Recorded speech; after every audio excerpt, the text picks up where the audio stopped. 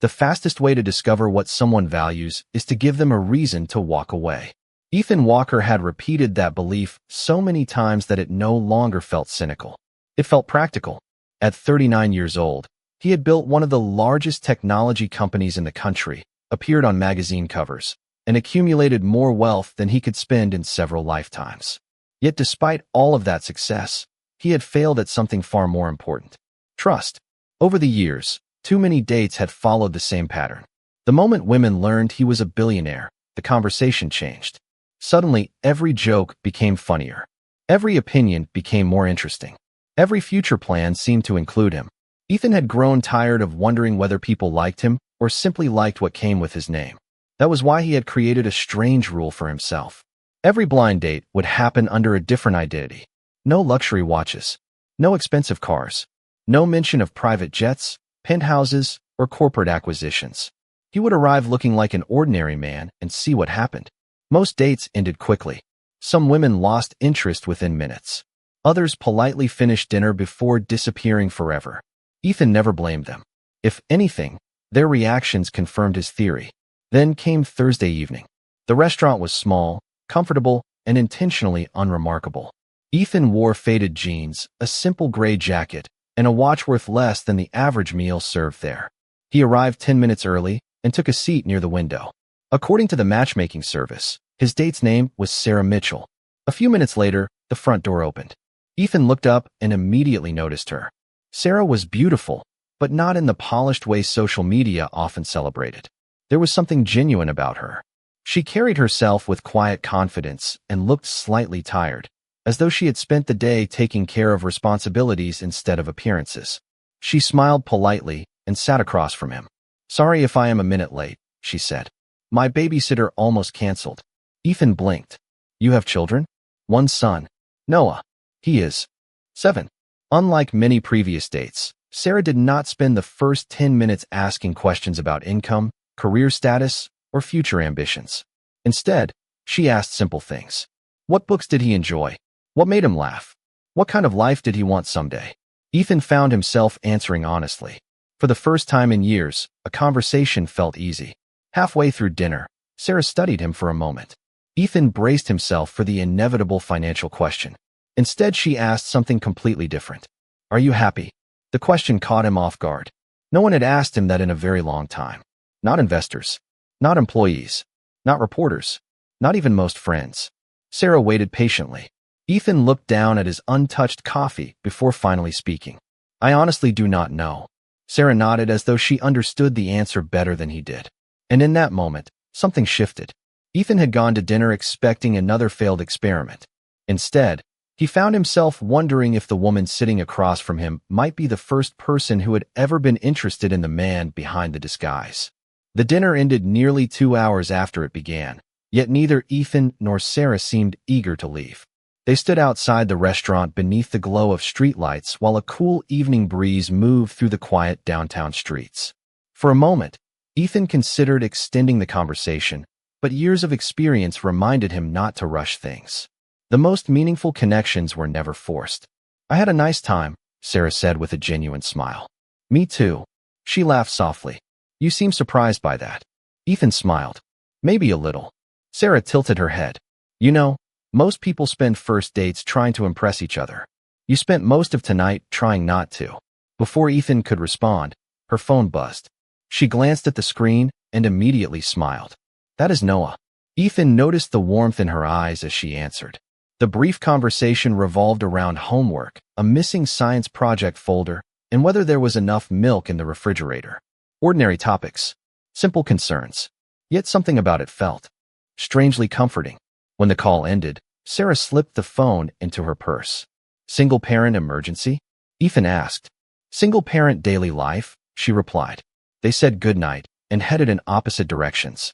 As Ethan walked toward the parking garage, he found himself smiling for reasons he could not explain. Waiting for him on the top level was not the old sedan Sarah assumed he drove. A private driver stood beside a luxury vehicle worth more than most homes. Ethan paused before getting in. He thought about Sarah's question. "Are you happy?" The truth was that he had spent years building an empire while avoiding that exact conversation with himself. Across town, Sarah arrived home to find Noah sitting at the kitchen table, surrounded by school papers. The 7-year-old looked up immediately. "How was the date?" Sarah laughed. "Direct question." Noah shrugged. "You always tell me honesty is important." "Fair point." She placed her purse on the counter and considered her answer. "He was nice." Noah narrowed his eyes suspiciously. "Just nice." Sarah smiled despite herself. "Very nice." The boy grinned as if he had uncovered a major secret. Over the next several days, Ethan discovered something unusual. He kept thinking about Sarah. During meetings, he found himself remembering small details from their conversation. During interviews, he caught himself wondering what answers she would give to certain questions. It was distracting in a way he had never experienced before. By Wednesday afternoon, he finally sent a simple message asking if she would like to meet again. Sarah stared at the text longer than she expected. Life had taught her to be careful. Between work, bills, and raising Noah, she rarely made room for uncertainty. Yet something about Ethan felt different. There was no arrogance. No need to show off. No endless discussion about status or success. Just honesty. Or at least what she believed was honesty. A few minutes later, she replied with a simple yes. Across the city, Ethan looked at the message and smiled. For the first time since creating his strange dating experiment, he no longer viewed his hidden identity as protection. Instead, it felt like a secret that was becoming harder to keep. The second date felt even easier than the first. Ethan met Sarah at a small outdoor cafe overlooking a neighborhood park on a bright Saturday afternoon. Families walked along the sidewalks, children played on swings nearby, and the atmosphere felt refreshingly normal. Ethan had spent most of his adult life surrounded by executives, investors, and luxury venues. Yet sitting across from Sarah with 2 cups of coffee between them felt more relaxing than any private resort he had ever visited. Their conversation moved naturally from one topic to another. Sarah spoke openly about raising Noah on her own and the challenges that came with balancing work and family. She never complained. Instead, she described life the way she approached it every day, one problem at a time. Ethan admired that. Many people became overwhelmed by obstacles. Sarah simply kept moving forward. As the afternoon continued, Ethan found himself sharing things he rarely discussed with anyone. Not the truth about his fortune, but the truth about his emotions. He admitted that trust had become difficult. He admitted that success often created distance between people rather than connection. Sarah listened carefully without judgment. "Maybe people spend too much time trying to be impressive," she said. "Sometimes it is enough to just be real." Her words stayed with him long after the date ended. For the first time, Ethan began questioning whether his secret identity was helping him or hurting him. The original purpose had been simple: protect himself from disappointment. Now the secret felt different. It felt heavier. Because the more he liked Sarah, the more complicated the truth became. Meanwhile, Sarah found herself looking forward to Ethan's messages in a way she had not expected. After years of focusing almost entirely on work and Noah, she had stopped believing that meaningful relationships happened easily. Yet Ethan seemed to fit naturally into her life. He respected her responsibilities. He never pressured her for attention. Most importantly, he showed genuine interest in her son even before meeting him. One evening during a phone conversation, Noah overheard Ethan's name. "Is that the nice guy?" he asked loudly from across the room. Sarah covered the phone and laughed. "Yes, that is the nice guy." Ethan heard every word and smiled. A few days later, Sarah received an unexpected message from her babysitter canceling at the last minute. She was supposed to meet Ethan for dinner that evening. Embarrassed, she called to explain. "I am sorry," she said. "I have to stay home with Noah."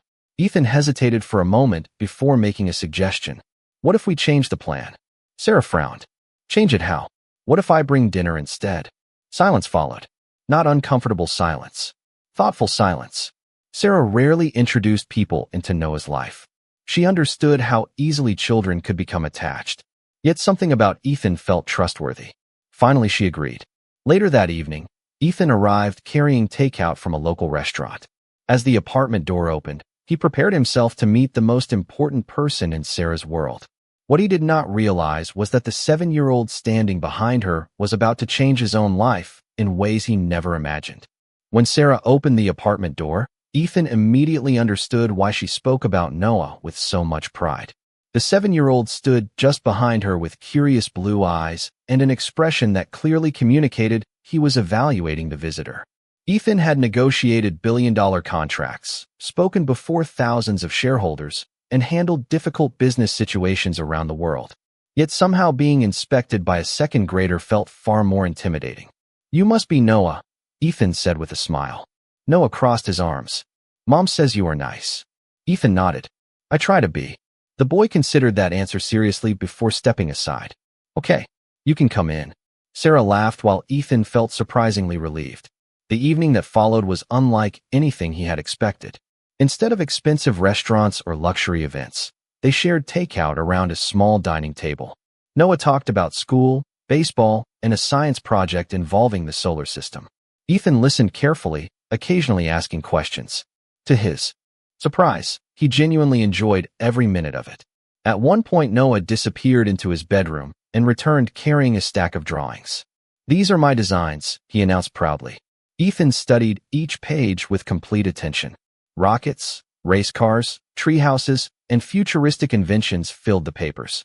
Many adults would have offered polite compliments before moving on. Ethan treated every drawing as if it mattered.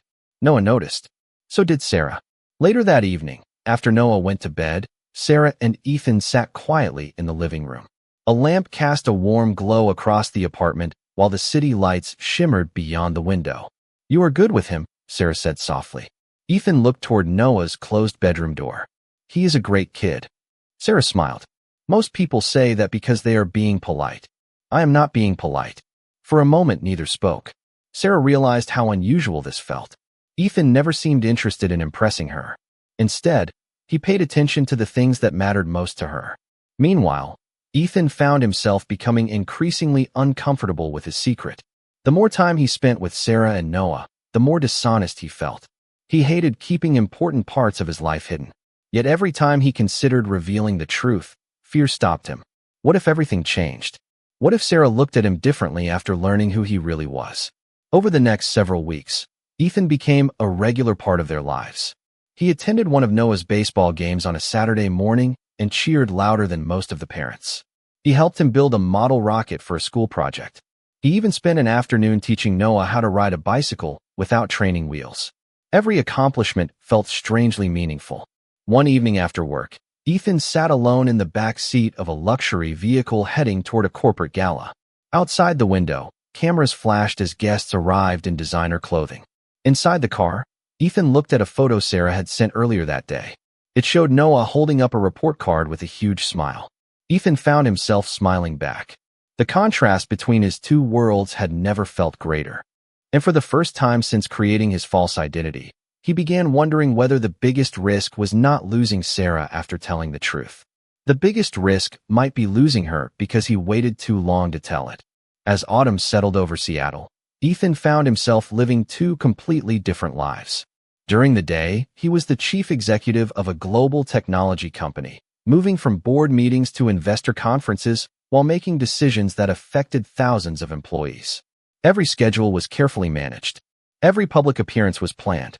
Every conversation seemed connected to money, growth, or influence. Yet by evening, another version of his life began, one that felt far more real. In that world, he was simply Ethan, the man who helped Noah practice multiplication at the kitchen table, the man who showed up at baseball games, the man who listened when Sarah talked about difficult days at work. The contrast became harder to ignore with every passing week. One Tuesday afternoon, Ethan stood on a stage delivering a presentation to hundreds of investors. Giant screens displayed company achievements behind him while cameras recorded every word. The audience applauded as he discussed expansion plans and future projects. Yet while everyone else focused on quarterly projections, Ethan found himself thinking about Noah's upcoming science fair. He had promised to help finish the model volcano after work. The realization made him smile. A year earlier, he would never have believed such a thought could matter more than a multi-million-dollar presentation. Later that evening, he arrived at Sarah's apartment carrying supplies for the project. Noah immediately pulled him toward the dining table where construction materials covered every available surface. For nearly 2 hours they worked together while Sarah prepared dinner nearby. The The simple scene filled Ethan with a sense of belonging he had never experienced inside any corporate headquarters. Sarah noticed it too. More than once she caught him smiling quietly at ordinary moments. She found herself doing the same. Despite everything, she felt safe with him. Yet beneath the growing happiness, a problem continued to grow. Ethan's secret was becoming increasingly difficult to protect. His assistant had started asking questions about his schedule. Business reporters occasionally spotted him in neighborhoods far removed from his usual social circles. More than once he had needed to invent explanations for where he spent his evenings. The pressure increased further when his company announced a major acquisition expected to receive national media attention. Suddenly cameras followed him more closely than ever. One Friday morning, Ethan sat in his office reviewing documents when a photograph appeared on a news website. The image showed him exiting a corporate event surrounded by executives and security personnel. Nothing unusual, except that the article had attracted widespread attention. By itself, the photograph was harmless. What worried him was how easily someone could connect pieces of information if they looked closely enough. Meanwhile, Sarah remained completely unaware of the growing risk. She was focused on helping Noah prepare for his school's Family Appreciation Day, scheduled the following weekend. Students were encouraged to bring important people from their lives. During dinner one evening, Noah announced his decision. "I want Ethan to come." Sarah smiled. "I think he would like that." Noah nodded enthusiastically. "He is part of the team now." Ethan looked down for a moment, unexpectedly emotional. He knew exactly what Noah meant. Unfortunately, neither Sarah nor Noah knew that his carefully constructed double life was becoming impossible to maintain.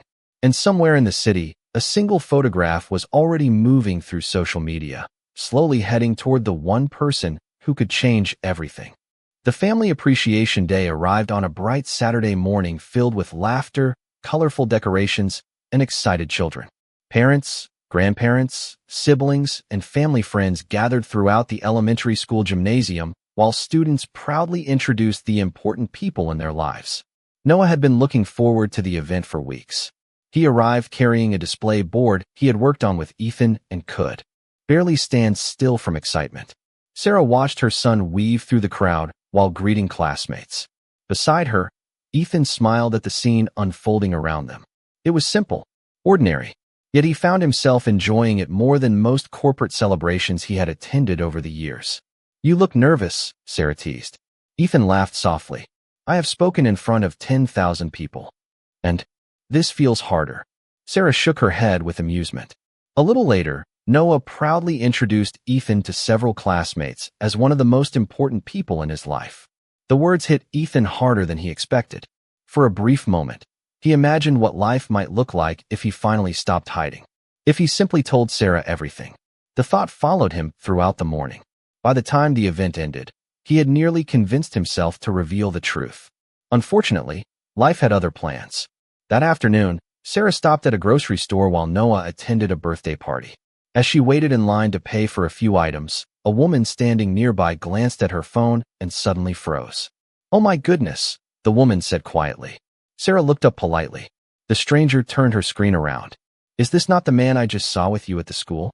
Sarah stared at the image. Her heart immediately skipped a beat. The photograph showed Ethan stepping out of a luxury vehicle outside a major business event. Several security personnel stood nearby while photographers surrounded him. The headline beneath the image identified him as Ethan Walker, founder and chief executive officer of one of the country's most successful technology companies. Sarah felt the world around her grow strangely quiet. For several seconds, she simply stared. Then she looked again.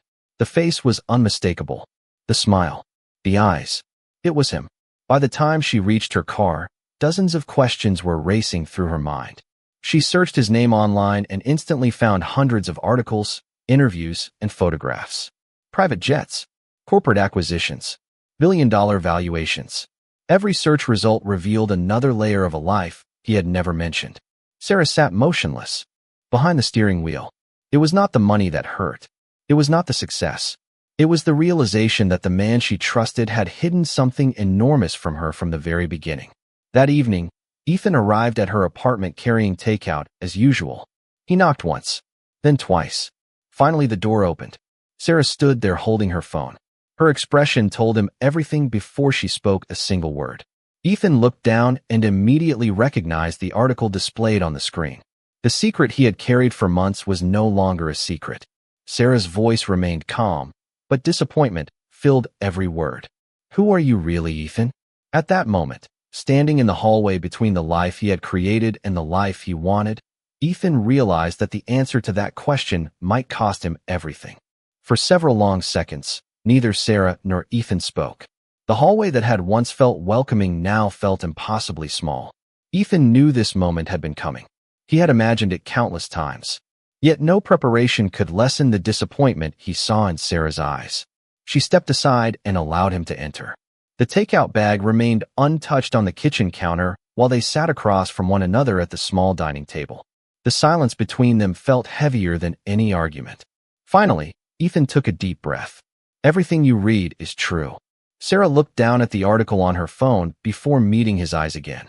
"Then why did you lie?" The question struck harder than he expected because he knew she deserved an answer. "I was not trying to hurt you. That is not what I asked." Ethan nodded slowly. She was right. For the next hour, he told her everything. He explained how years of disappointing relationships had left him suspicious. He described dates that changed the moment people learned who he was. He admitted creating a false version of himself because he no longer trusted anyone's intentions. Sarah listened quietly. At times, she understood his fears. At times, she even sympathized with them. But none of that erased the pain. "Do you know what hurts the most?" she finally asked. Ethan shook his head. Tears formed in her eyes. "You decided who I was before you even gave me a chance to prove it." The words left him speechless. Sarah was not angry because he was wealthy. She was hurt because he had assumed she might be like everyone else. The realization made Ethan feel worse than any public criticism ever could. Before he could respond, the front door opened and Noah walked inside after returning from the birthday party. The boy immediately sensed the tension. He looked from Sarah to Ethan with confusion. "What happened?" Neither adult answered right away. Sarah forced a small smile and suggested Noah head to his room for a while. Once he was gone, she turned back toward Ethan. "I need time." Ethan closed his eyes briefly. He had expected those words. That did not make them easier to hear.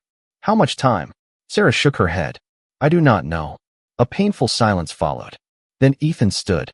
Every instinct told him to stay and fight for the relationship. But he also knew she deserved space. As he walked toward the door, he paused. "Everything I felt was real." Sarah's expression softened slightly. "I believe that." The answer offered comfort and heartbreak at the same time. Over the following weeks, Ethan respected her request. He stopped calling.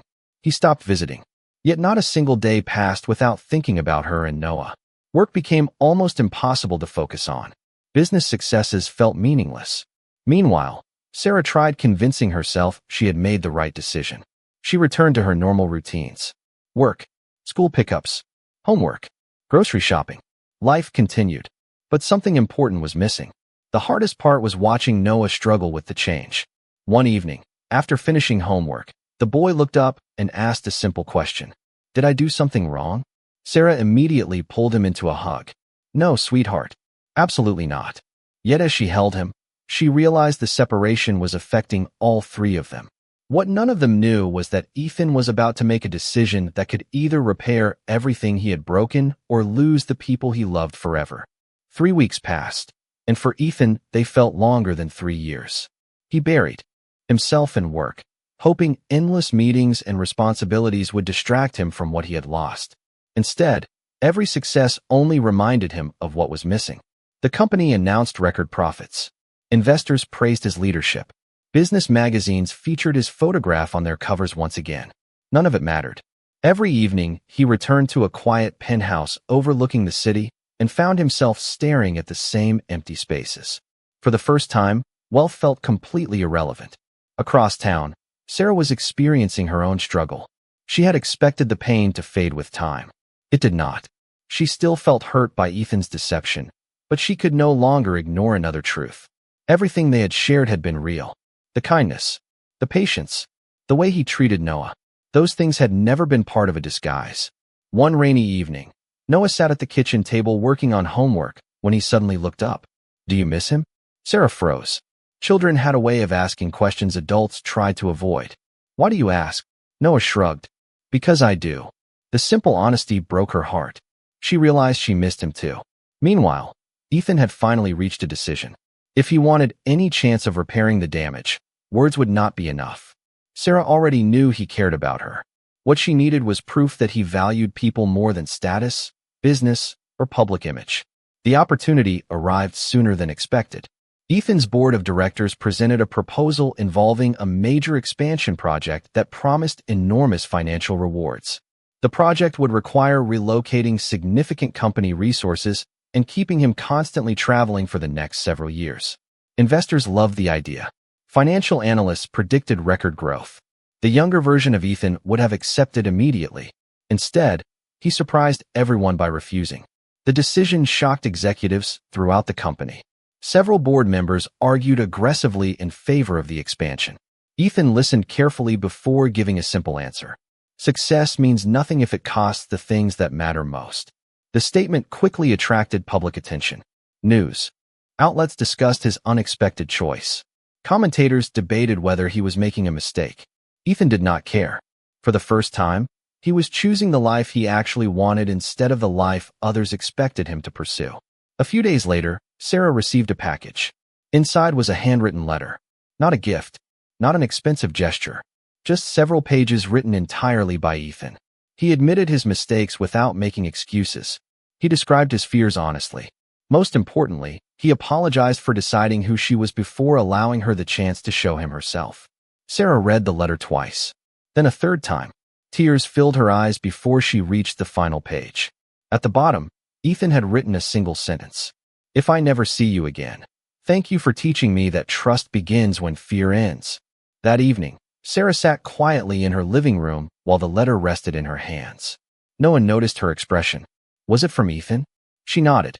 The boy smiled hopefully. I think he misses us. Sarah looked toward the window, lost in thought.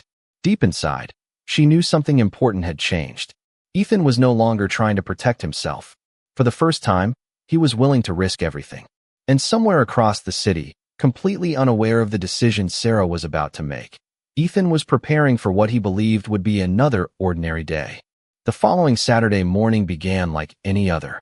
Ethan arrived at his office early, reviewed reports, and prepared for a series of meetings. Outwardly, everything appeared normal. Inwardly, he had already accepted that some mistakes could not be undone. He hoped Sarah had found peace. He hoped Noah was happy. Beyond that, he expected nothing. Around noon, his assistant entered the office with a surprised expression. There is someone here asking to see you. Ethan glanced up from his desk. Do I know them? She smiled. I think you do. Moments later, the office door opened. Sarah stood there holding Noah's hand. For several seconds, Ethan simply stared. He wondered if he was imagining it.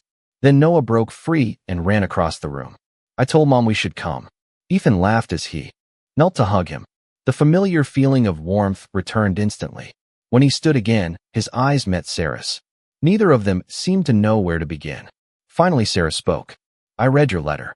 Ethan nodded quietly. Every word was true. She stepped closer. I know.